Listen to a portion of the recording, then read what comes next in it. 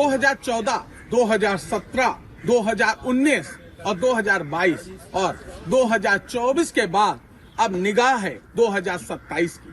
2027 का चुनाव काफी अहम माना जा रहा है राजनीतिक दलों के लिए, क्योंकि 2029 का चुनाव है और 2027 का चुनाव तय करेगा कि दिल्ली की गद्दी पे कौन बैठेगा।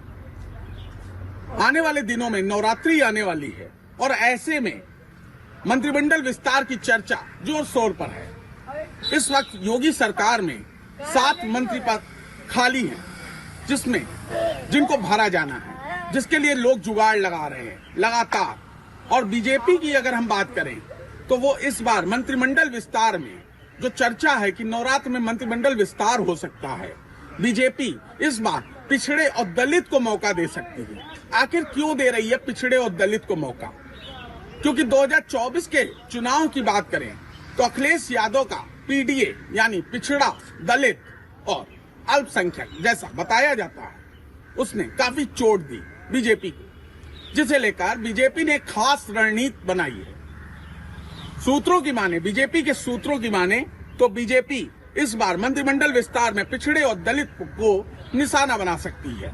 पिछड़े और दलित के वोट बैंक को साधने के लिए मंत्रिमंडल में जगह दी जा सकती है और सूत्रों की माने तो पूजा पाल को मौका दिया जा सकता है बीजेपी के द्वारा, क्योंकि पूजा पाल ने जमकर तारीफ करी योगी सरकार की। भरे सदन में तारीफ करी पूजा पाल ने, जिसके बाद बीजेपी को एक महिला फायर ब्रांड नेता के तौर पर बीजेपी को पूजा पाल मिल चुकी है। जैसा कि सूत्र बता रहे हैं, महिला फायर ब्रांड के तौर पर पूजा पाल को पेश कर सकती है बीजेपी मंत्री बना सकती है पूजा पाल को, और इसके सहारे वह अखिलेश यादव यानी समाजवादी पार्टी को चोट पहुंचा सकती है पिछड़े और दलित वोट बैंक को लेकर के।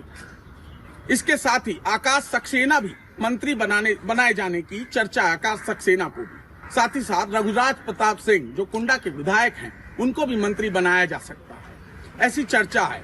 डिप्टी सीएम केशव प्रसाद मौर्य को पीडब्ल्यूडी दिया जा सकता है।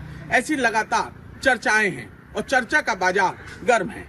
लेकिन 2027 का चुनाव काफी अहम है राजनीतिक दलों के लिए। यह चुनाव काफी अहम माना जा रहा है, क्योंकि दिल्ली का रास्ता लखनऊ से होकर गुजरता है। यह बात बिल्कुल सच साबित होती है।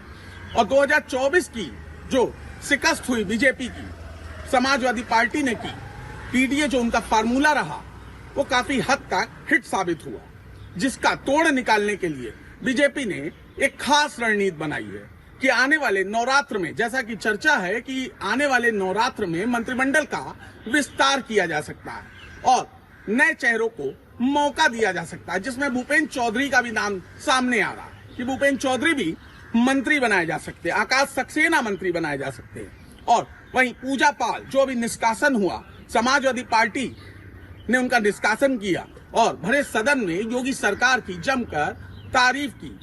उसके बाद जो कमी थी महिला फायर ब्रांड नेता की बीजेपी के पास, वो अब पूरी होती दिख रही है।